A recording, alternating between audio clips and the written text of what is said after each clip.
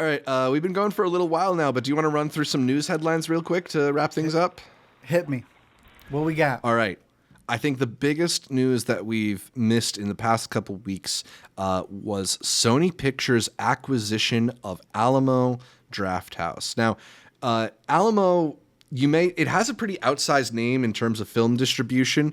It's only the 7th biggest theatrical chain in the U.S., and I was That's pretty surprised. Big, dude. I mean, well, I was pretty surprised to learn these numbers. It's only got 35 locations in 25 different cities. Not nothing by any means, but Alamo, I think the real thing with Alamo is Alamo has come to represent a certain type of movie-going experience because they were sort of the first theater to really prioritize the kind of like comfort, elevated experience with the, really nice seats and delivery of food to your place. They are really strict about not allowing phones in screenings, so they're trying to emphasize the theatrical experience. And remember this? Something that Yes, I do remember the Madonna ejection. The best advertisement, bro. The moment you got kicked out, I was like, okay, they're about it. Keep going. Yeah, they're real. They're real.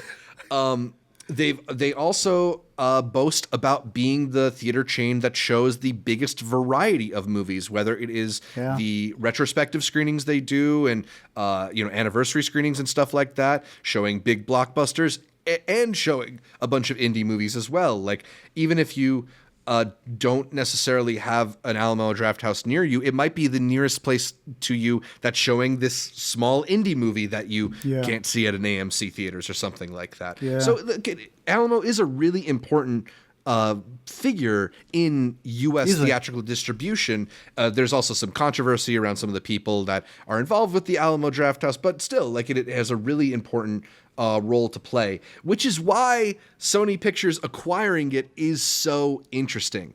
Now, are you glass half full on this news or glass half empty? Both. There's positives and negatives, right?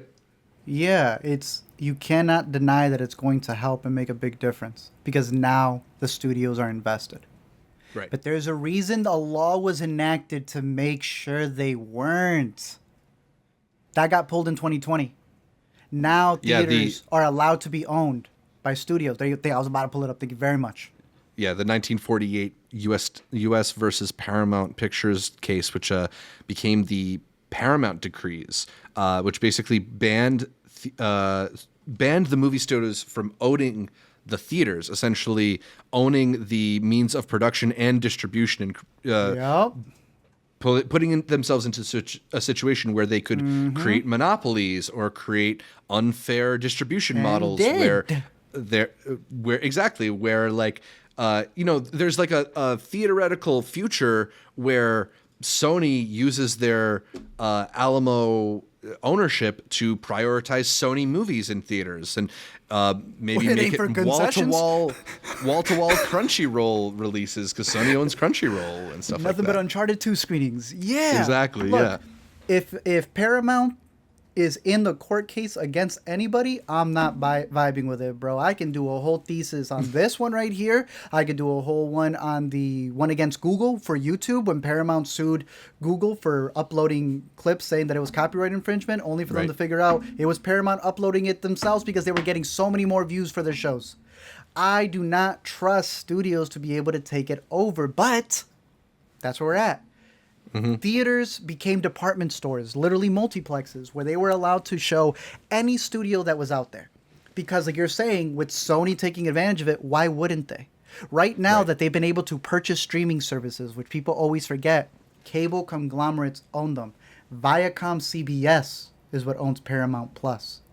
Was Universal's Peacock is really owned by Comcast. Yeah. Disney, y'all already know what it is. And Max, for the longest time, was under AT&T. And when it was Time Warner, one of the biggest quotes was the guy literally busting in saying, if y'all are not going to give us good reviews, why am I buying these outlets? Mm-hmm. Do you think humans have changed, Zach? Why would it not go back to the reason why the United States had to take this into court? Look, let's say the positives first, though. Yeah. So the positives, right? Like, You mentioned all these big studios that own these streaming services. Remind me what streaming service Sony owns. Nothing. None of them. So they are invested in the theatrical model. Yeah, that Bad Boys was the best option to come back and reboot because he knows that Sony has nowhere to put the movie. Exactly. So you're right. They have to put it in theaters. But even if somebody else buys a theater, right? That's the scary part. I don't want to get into the negatives yet, but the idea of them owning a theater gives them even more incentive to make sure that the theater is doing well. They're not rushing to push it to VOD because they're no longer doing a 40% split. They're getting the concessions, which is the reason why AMC, Regal, and all of them survived to begin with. Everyone knows that that's what keeps theaters going. Now they've got it. If it means that a major movie studio is trying to make sure that the theatrical experience is valued in a way where people will continue to go to movies to continue supporting that business, this is going to be good for the industry.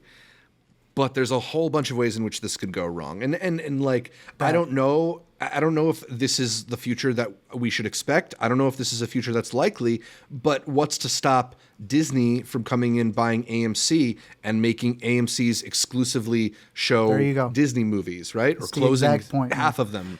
Yeah. Without them owning it, do you not remember the Hateful Eight Force Awakens debacle where they were literally fighting each other for the theaters and were breaking contracts so that Tarantino couldn't get his stuff? Now you're telling me they're going to own it? Yeah. Think of A24. A24 is not going to get play unless they own a theater. Why would they ever want that competition? They'll mess around with showtimes. There is literally an invested interest in whoever owns the theater to be able to push things. AMC right now can play whatever they want, and yet they never play Netflix movies. Even when a Martin Scorsese film gets nominated for Best Picture and they do the whole recap, nothing. I think it's going to help studios want to push the theatricalness of things. But eventually, I do see a lot of people who can't see independent movies right now have it even worse, because if they don't have, like, if Regal ends up getting bought out by Universal, then they won't be able to see the stuff if they don't have the Disney bought out theater or this theater over there, and then you're stuck with, unless you have a music box or something that does stay independent, they're screwed. Definitely, yeah. There's even a chance that when the music box needs to pick a really big movie, or the IFC Center has to get a really big movie, that they're not given the movie because Disney or Sony or whatever is like, nah, go to our exclusive theaters. Don't go there. Exactly, right? So, like, this isn't the move that scares me. It's the move that comes next that I think scares me more. Like, Netflix bought a couple theaters. They didn't buy a whole theater chain. Yeah. And if that's what Hollywood sees as the future, I don't know. It could get sticky, as you mentioned. It could be complicated. Now, will Disney buy into what is, like, largely considered to be a dying business? I don't know. But maybe if they think that, like, in order to prop up their own business, they need to revitalize the distribution models, then perhaps, yeah. Like, I see a world where this makes sense. I understand Sony's reasoning for, particularly because Alamo is sort of considered like the more elevated experience, right? Like they want to show their commitment to the theatrical model by hopefully making Alamo the premier place to see a movie. I just hope that they fulfill that. Yeah. It's a really good buy for them, because when you think of those screenings where people are like dressed up as people, I remember the Nick Cage one where they all had the faces and stuff. When we go to South by, it's more than just a fancy theater. They actually go and make that screening experience special. I think of the Scream ones where they were all dressed up as Scream. Alamo is the place that is doing that. So it's a perfect buy for them business-wise. But yeah, we'll see. I know you got several by you. That's where I was able to catch a lot when The Favorite, Shape of Water was out there. We got ours near Wrigley. It is beautiful. It's a fantastic theater. Mm-hmm. Way too damn expensive. Yeah, but they're really nice theaters. If you're a cinephile, make sure you have that on your bucket list whenever you're near one. But it's still better than an iPic. Everything's better than an iPic.